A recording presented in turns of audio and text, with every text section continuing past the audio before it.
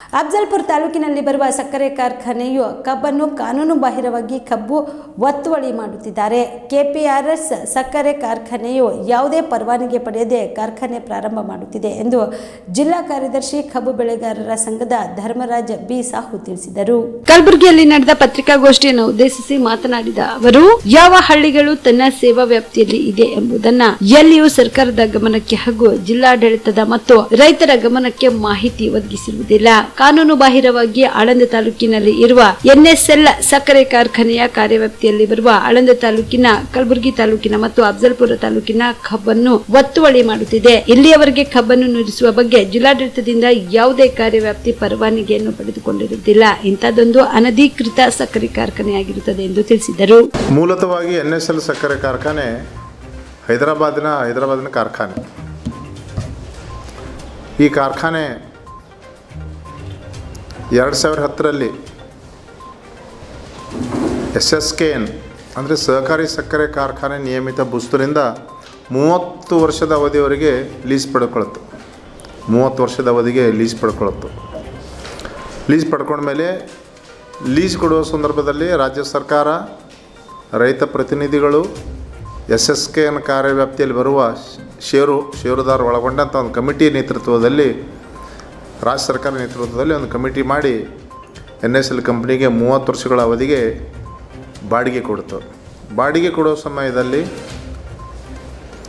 ಕಲಬುರಗಿ ಜಿಲ್ಲೆಯಲ್ಲಿ ಬರ್ತಕ್ಕಂಥ 3 ತಾಲೂಕುಗಳು, ಆಳಂದ ತಾಲೂಕ, ಅಫ್ಜಲ್ಪುರ ತಾಲೂಕ, ಕಲಬುರಗಿ ತಾಲೂಕ ಒಳಗೆ ಬರುವಂಥ ಎಲ್ಲ ಹಳ್ಳಿಗಳನ್ನು ಕಬ್ಬು ಬೆಳೆಗಾರನ ಒಳಗೊಂಡು ಸುಮಾರು 10,000 ಜನ ಷೇರುದಾರ ಒಳಗೊಂಡಂಥ ಈ ಭಾಗವನ್ನು, ಈ ಪ್ರದೇಶವನ್ನು ಹೈದರಾಬಾದಿನ NSL ಕಾರ್ಖಾನೆಗೆ ಲೀಸ್ ಕೊಡ್ತು. ಈ ಲೀಸ್ ಕೊಟ್ಟ ನಂತರ ರಾಜ್ಯ ಸರ್ಕಾರಗಳು ಮತ್ತು ಕೇಂದ್ರ ಸರ್ಕಾರಗಳು ಇದರ ಸುತ್ತಮುತ್ತಲಿನ ಪ್ರದೇಶಗಳಿಗೆ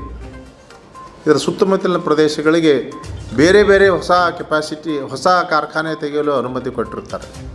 ಇದು ಕಾನೂನು ಬಾಹಿರ ಅಂಥೇಳಿ NSL ಸಕ್ಕರೆ ಕಾರ್ಖಾನೆ ಸುಮಾರು ಸಲ ಕೋರ್ಟಿಗೆ ಹೋಯಿತು. ಇದಕ್ಕಿಂತ ಪೂರ್ವದಲ್ಲಿ ಮಾಗಾವದಲ್ಲಿ ಕಿಂಗ್ ರುದ್ರ ಕಾರ್ಖಾನೆ ಪರ್ಮಿಷನ್ ಕೊಟ್ಟರು.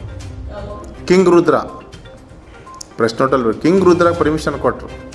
ನಾವು ಕಬ್ಬು ಬೆಳೆಗಾರರು ಮತ್ತು ಸಕ್ಕರೆ ಕಾರ್ಖಾನೆ ಒಟ್ಟುಗೂಡಿ ಶುಗರ್ ಕಮಿಷನರ್ ಹತ್ರ ಹೋಗಿ ಹೋರಾಟ ಮಾಡಿದಾಗ ಅದರ ಲೈಸೆನ್ಸನ್ನು ರದ್ದುಗೊಳಿಸ್ತು.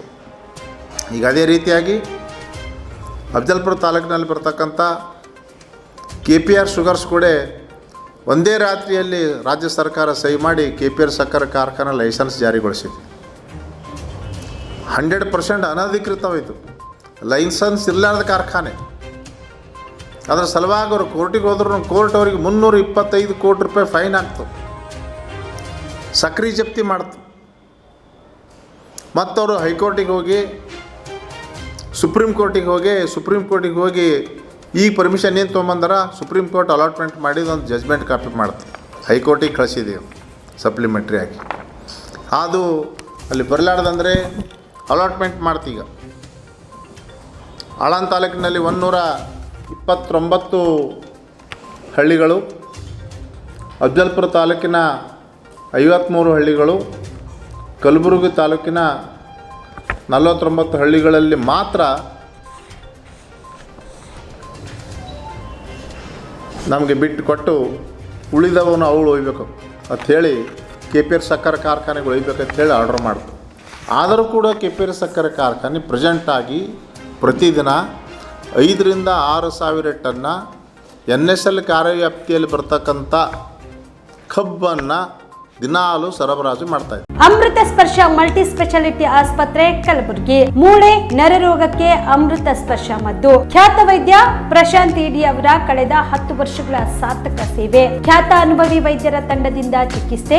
ಅಮೃತ ಸ್ಪರ್ಶ ಮಲ್ಟಿ ಸ್ಪೆಷಾಲಿಟಿ ಆಸ್ಪತ್ರೆಯಲ್ಲಿ ಸಿಗುವ ಸೌಲಭ್ಯಗಳು: ನ್ಯೂರೋ ಸರ್ಜರಿ 24x7, ಆರ್ಥೋ ಮತ್ತು ಟ್ರಾಮಾ ಕೇರ್, ಮಧುಮೇಹ, ಅಧಿಕ ರಕ್ತದೊತ್ತಡದ ಆರೈಕೆ, ಹೃದಯ ಮತ್ತು ಥೈರಾಯ್ಡ್ ಕೇರ್ 24x7, ಸ್ತ್ರೀ ರೋಗ ತಜ್ಞ ಮತ್ತು ಪ್ರಸೂತಿ ಆರೈಕೆ, COPD, asthma care, 24/7 NICU, neonatal care, ಸುಸಜ್ಜಿತ ಐಸಿಯು, ಪ್ರಮುಖ ಆಪರೇಷನ್ ಥಿಯೇಟರ್, 24/7 ಹೈಟೆಕ್ ಪ್ರಯೋಗಾಲಯ, 24/7 ಎಕ್ಸ್ರೇ, 24/7 ಫಾರ್ಮಸಿ, ಡಿಲೆಕ್ಸ್ ಕೊಠಡಿಗಳು, ಅಡ್ವಾನ್ಸ್ ಐಸಿಯು ಮತ್ತು ಅಡ್ವಾನ್ಸ್ ಓಟಿ ಸೆಟಪ್, ಅತ್ಯಾಧುನಿಕ ಸೌಲಭ್ಯವುಳ್ಳ ಕೆಸೊಲ್ಟಿ, 24/7 ಎಮರ್ಜೆನ್ಸಿ ಚಿಕಿತ್ಸೆ. ಹೆಚ್ಚಿನ ಮಾಹಿತಿಗಾಗಿ ಸಂಪರ್ಕಿಸಿ ಅಮೃತ ಸ್ಪರ್ಶ ಮಲ್ಟಿ ಸ್ಪೆಷಾಲಿಟಿ ಆಸ್ಪತ್ರೆ, Kalaburagi, Biddapura colony, over bridge, Kalaburagi.